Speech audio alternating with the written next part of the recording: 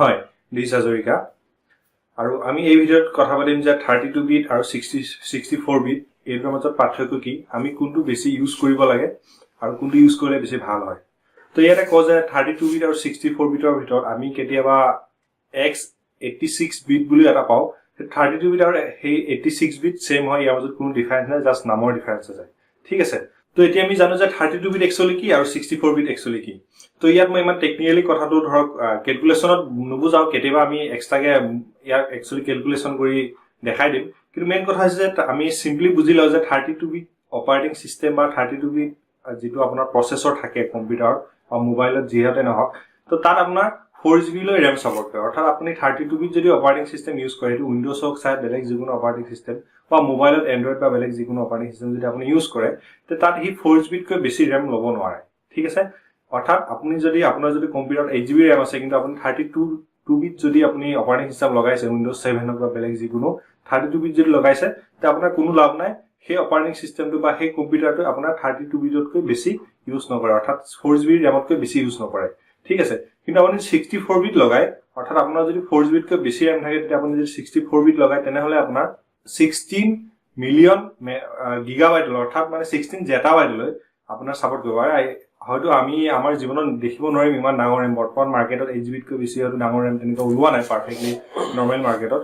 তো মেইন কথা এইটো হৈছে যে আপুনি যদি 64 বিট অপাৰেটিং চিষ্টেম ইউজ কৰিব বিচাৰে, তেনেহলে আপুনি 4GBতকৈ বেছি ৰেম, অৰ্থাৎ আপোনাৰ যদি কম্পিউটাৰত 4GB ৰেম থাকে, তে আপুনি 64 বিট অপাৰেটিং চিষ্টেম লগাব পাৰিব, আৰু তাতকৈ বেছি থাকিলেও আপুনি 64 বিট লগাব লাগিব। তো আপোনাৰ 4GB ৰেম থাকিলে আপুনি 32 বিটো লগাব পাৰিব। এতিয়া কথা হৈছে যে 32 বিট আমি ইউজ কৰিলে কি লাভ আছে আৰু 64 বিট ইউজ কৰিলে কি লাভ আছে। তো 30 চাওক, আমি সাধাৰণ কাম ইউজ কৰোঁ, সাধাৰণ কামত কম্পিউটাৰবিলাক ইউজ কৰোঁ, তো ইয়াত আমাৰ 32 বিটে যথেষ্ট হয়। কিন্তু বৰ্তমান যিটো অৰ্থাৎ মানে ডাঙৰ ডাঙৰ যিবিলাক কোম্পানী থাকে, যেনে এডোবি চুইট বা মাইক্ৰ'ছফ্টে, চাওক মাইক্ৰ'ছফ্টে ইমান ডাঙৰ এটা পৃথিৱীৰ ডাঙৰ কোম্পানী, কিন্তু সিহঁতে 32 বিট ছফ্টৱেৰবিলাক ওলায়। কিন্তু ধৰক যিখিনি হেভি কামৰ, যেনেকৈ ধৰক ভিডিঅ' এডিটিঙৰ ক্ষেত্ৰত হওক বা গ্ৰাফিক্স ডিজাইনিং ক্ষেত্ৰত হওক বা ডাঙৰ ডাঙৰ আৰ্কিটেকচাৰৰ ক্ষেত্ৰত হওক, এনেকুৱা যিবিলাক ডাঙৰ ডাঙৰ ইঞ্জিনিয়াৰিং ছেক্টৰ, এইবিলাক কি হৈছে আজিকালি 64 বিটৰ অপাৰেটিং চিষ্টেমত, অৰ্থাৎ 64 বিট বেছ কৰি মানে যিবিলাক ছফ্টৱেৰবিলাক ওলাই আছে, চ' 64 বিটটো আমাৰ মাজত বেছি চলে। কিন্তু ইয়াৰ অৰ্থ এইটো নহয় যে 32 বিটটো আউটডেটেড হৈ গৈছে। ঠিক আছে, তো আমাৰ 32 বিট অৰ্থাৎ একেলগে আমাৰ 32 বিটৰ যিটো টাস্ক হয়, মই কৈছোঁ টেকনিকেল শব্দবিলাক ইউজ নকৰোঁ, তথাপি 32 বিটৰ যিখিনি আমাৰ টাস্ক, অৰ্থাৎ যিখিনি টাস্ক তাৰ যিখিনি পাৱাৰ আছে, সেইখিনি আমি ইউজ কৰিব পাৰোঁ, মানে ভালদৰে ইউজ কৰিলে আমাৰ কাৰণে যথেষ্ট পাৱাৰ হৈছে, আমাৰ 60 বিটৰ প্ৰয়োজনে নাই। তথাপি আমি কি কৰোঁ, অৰ্থাৎ 64 বিট বৰ্তমান চলি আছে, আমি ছবি ইউজ কৰোঁ। গতিকে আপোনাৰ যদি কম্পিউটাৰত 4GB বা তাতকৈ বেছি ৰেম থাকে, তেনেহলে আপুনি 64 বিট অপাৰেটিং চিষ্টেম লগাওক, আৰু আপোনাৰ প্ৰচেছৰ যদি পাৰে আপুনি 64 বিট লগাওক।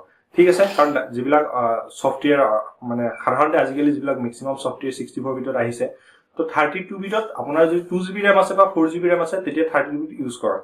আৰু সাধাৰণতে কি হয়, কিছুমান পুৰণা ছফ্টৱেৰ যিবিলাক আজিকালি আপডেট নাহে, গতিকে সেই ছফ্টৱেৰবিলাক ইউজ কৰিবলৈ, কাৰণ সেইবিলাক ছফ্টৱেৰ 32 বিটত বনাইছে, চ' আপুনি 32 বিট অপাৰেটিং চিষ্টেম লগাব লাগিব তেতিয়া।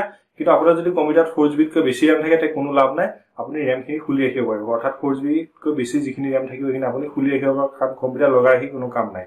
ঠিক আছে, এইখিনি হ'ল বেছিক কথা। এতিয়া আৰু এটা কথা হৈছে যে আপোনাৰ 64 বিটৰ, অৰ্থাৎ আপুনি 32 বিটত 64 বিটৰ ছফ্টৱেৰ ইনষ্টল দিব নোৱাৰিব, কিন্তু আপুনি 64 বিটৰ যিটো অপাৰেটিং চিষ্টেম থাকিব, সেইটো উইণ্ডোজ চাই বেলেগ এণ্ড্ৰইড বা যিয়ে নহওক, তাত আপুনি 32 বিটৰ ছফ্টৱেৰ ইউজ কৰিব পাৰিব। কিন্তু তথাপি কি হ'ব, সেই 32 বিটৰ যিটো ছফ্টৱেৰ থাকিব, সেইটো 64 বিটত যদিও ইনষ্টল হ'ব, সি পাৰফৰ্মেঞ্চ 32 বিটৰ নিচিনাহে দিব, তাতকৈ বেছি নকৰিব।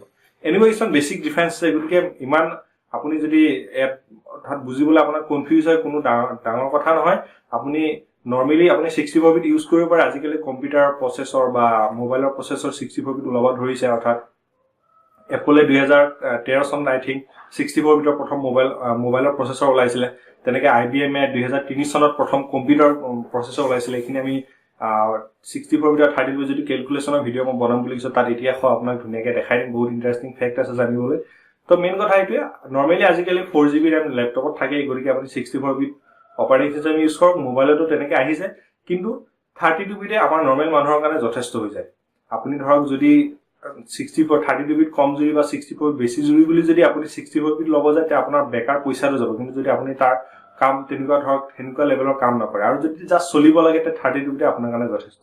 ঠিক আছে তথাপি যিকোনো ধৰণৰ কনফিউজন থাকিলে মোক নিশ্চয় সুধিব মই উত্তৰ দিবলৈ চেষ্টা কৰিম আৰু আপুনি ইয়াৰ ওপৰত নেটত সাৰ্চ কৰি জানিব পাৰে বিভিন্ন ধৰণৰ আৰ্টিকেল আছে আপুনি পঢ়িলে যথেষ্টখিনি আইডিয়া কৰিব পাৰে so thanks for your love Success leaves clues, knowledge is the key, so equip with the right tool. Mindset mastery, millionaire mentality. Focus on your inner game, perception is reality. Always make sure that you're following your passion. Rise and grind and take massive action. Stay true to the game daily with persistence. Following your game plan, gotta stay consistent.